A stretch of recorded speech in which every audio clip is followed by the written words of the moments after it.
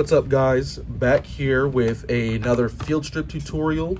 This time this is going to be for your standard AR15. This is going to be pretty much any caliber, any style, AR pistol, rifle, AR10 for the most part. You know, this is pretty straightforward, pretty simple, but there's a lot of people who don't know how to do it, and so I figure I'll make a pretty simple and straightforward tutorial about how to break it down, field strip it just for basic cleaning or, you know, small parts replacements. As always, number one thing we do is we remove the magazine and we check to make sure that it is not loaded.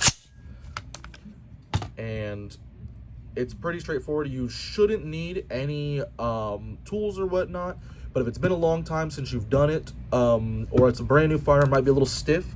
So we're looking at the right hand side here with the ejector and magazine catch. So we'll flip it on over.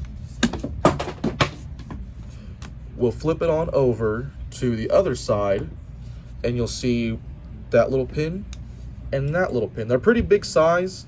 They're not very small pins. You should be able to, with your own fingers, just push them out. And so this one's just a little stiff. So what some people will even do is they will take a 223-556 bullet, and you can push them out that way.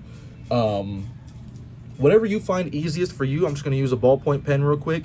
They don't require a lot of force, so something small should do it. Preferably you want to use something non-marking, just so you don't scratch them up. Some people don't want to scratch their stuff up, but you don't have to take out the second one to access all the parts you need. If you want to switch out your upper, you will, but for simple basic cleaning, you can just push that one out and you're good to go, because it's gonna, like a hinge, open up like that. Now, then what you're gonna do, I'm going to take off the upper, just to kind of give you guys a little bit better idea of, you know, so I can show you guys a little bit better and in better detail all the parts and pieces that are inside of it. So once you have that pin pushed out, you'll see it's sticking out just a little bit on this side. You should be able to, with just your fingers, grab that and pull it out. And then the whole, this is called the upper receiver, comes off of the lower receiver. Now the lower receiver, we can set aside for right now. We're focusing on the upper receiver right now. We'll talk about the lower receiver in a different video. So you're gonna look down and you're gonna see this right here. This is the charging handle and the bolt carrier group. So you'll pull this little tab and everything should come out right like that. And keep pulling this out. Everything should come right out. And we'll set the empty receiver over here right now. And then we've got the charging handle. Now this should be a little scraped up. This is a new firearm, so it's not super worn out, but you'll see some marks, some scraping. And you'll have your extractor, your bolt face, all that good stuff there. You want to make sure this is very well cleaned, very well lubricated. This is one of the main important parts of the AR-15 rifle. And then you'll take your bolt carrier group. You'll also make sure it's clean. This is the part you want to make sure it's nice and lubed up, because this will be rubbing against metal, so the lubrication is nice for that. And then you can push and pull that, get some oil in there so it moves freely. This is, like I said, this is a new firearm, so it's not super dirty. Make sure everything's clean. Make sure underneath here there's no big marks. Make sure there's nothing stuck in it, no dust bunnies, no caked on carbon, which you'll see pretty immediately if there is or not. You want to clean the bolt face. You know, even on a new firearm, there's going to be a little bit of schmutz just because they test fired at the factory.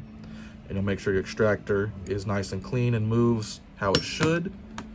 So, and then you will take your empty upper receiver here, and you'll want to clean up in here, wipe out any carbon that may be caked on, you know, out of here, out of the ejection port and everything. You know, it's important to do that.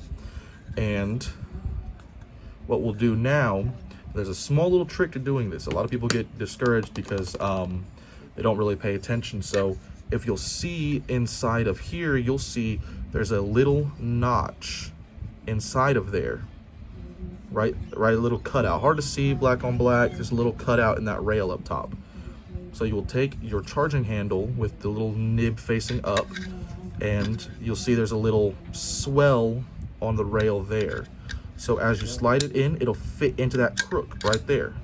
And then it'll slide a little bit further down, just past the nib, and stick out like that. And it shouldn't really move too much. We'll then take our bolt carrier group, and you have to have it out a little bit, facing the little star face, facing towards the barrel. And then you'll slide that in, because it'll fit in the groove you'll see in the charging handle. You'll push that down, and then it should click into place. The dust cover was up, so I'll show you. Dust cover's down. It'll sit like that. Then you want to give it one last little push. It'll click into place. Again, you don't really need any special tools for this. It doesn't take a whole lot of muscle to do it. You don't got to be scared of it. You're probably not going to break it just using your hands to manipulate stuff. So if you got to slap it in there a little bit, don't be afraid to do so.